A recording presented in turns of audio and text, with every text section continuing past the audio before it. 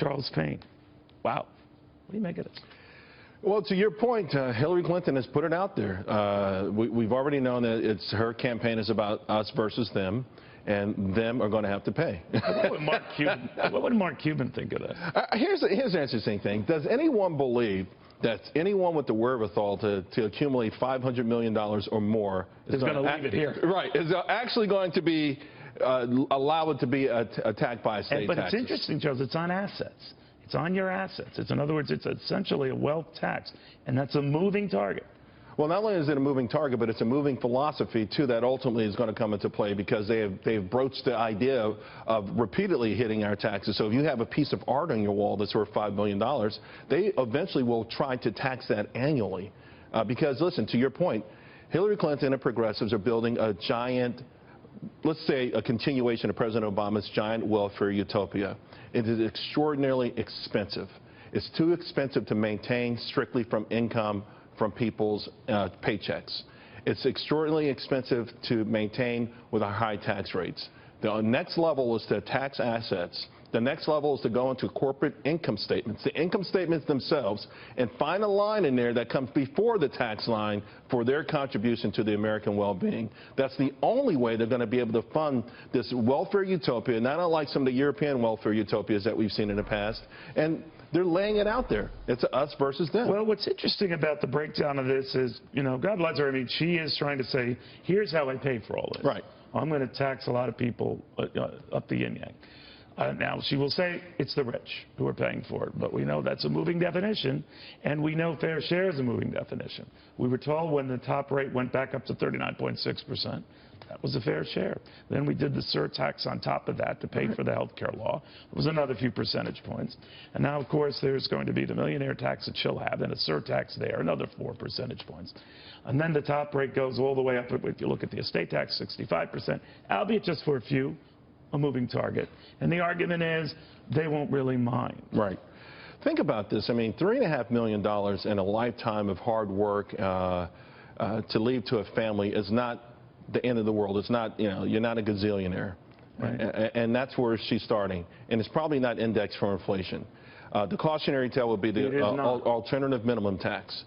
There was an article that went out years ago, right? And it said that only there were 100 families who were paying no taxes at all. Right. The outrage was amazing. So they come up with the alternative minimum tax to go after those 100 people. Eventually it started hitting 10, 20, 30 million Americans. Why? It wasn't indexed for inflation. This is the kind of thing that really people need to think about. Forget about your envy of the rich and consider where you may be one day, where your family may be one day in terms of climbing up this ladder of success. And the ability to pass it on. Right. If I'm wealthy, this doesn't scare me. This scares me if I'm a tinkerer and I just started a business, I just bought my 3rd truck in my company of hauling things, and I think I have a vision to eventually have 20 trucks. It scares me because I started something and I may not be able to continue it. Depends if you like your kids, too. Well, that cuts out half of us, so. You know, I know it seems like a nerdy way to open a show, folks, and if you'll indulge my inner accountant nerd, this is eye-popping because neither candidate, and this is something I followed both Republicans and Democrats on, as Charles on his fine show, neither candidate tries to grapple with spending, tries to even rein in the debt, try to control the deficits. Donald Trump is hoping through tax cuts, you're going to spur this dynamic economic growth. It might happen. I have no doubt. You cut people's taxes, as we learned with Ronald Reagan, you do create revenues, enough to really get our debt under control. I don't know. I also see in this Hillary Clinton plan an attempt to pay for it by just zooming the rich. But already we've seen a definition, Charles, in what constitutes rich. The estate tax, they say, that's a $10 million and over estate. Then it was $5.5 million. Right. Hillary Clinton wants to reduce it to $3.5 million. Right. If it's not indexed for inflation, 10, 15 years from now, that's going to encompass a lot of people. Right. If it hasn't gone down further. It starts to encompass it'll be upper middle class. And you're absolutely right. And so that's an important feature here.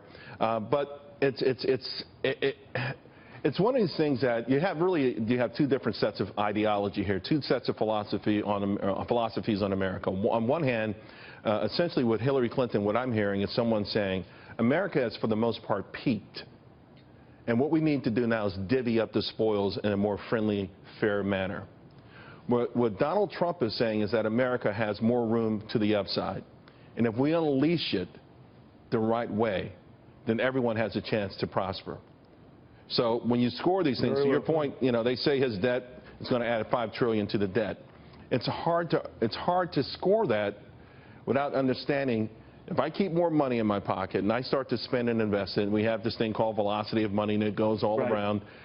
This and number, I don't think there's not a typical way you could score that. You so really can't. I'm leery of people who try to use static accounting rules to apply to something that could be very dynamic. But the dangerous signal here is that up and away, more government and trying to find money to pay for it frantically. Well, you know, and again, there's going to come a tipping point where we're going to stop our ability to grow. Well, two ways. Hillary's plan will stop businesses from being able to do research and development and the kind of investments that it takes to continue to make the new iPhone. If we continue to layer on this debt, at some point, we'll be paying $1 trillion a year to service the debt.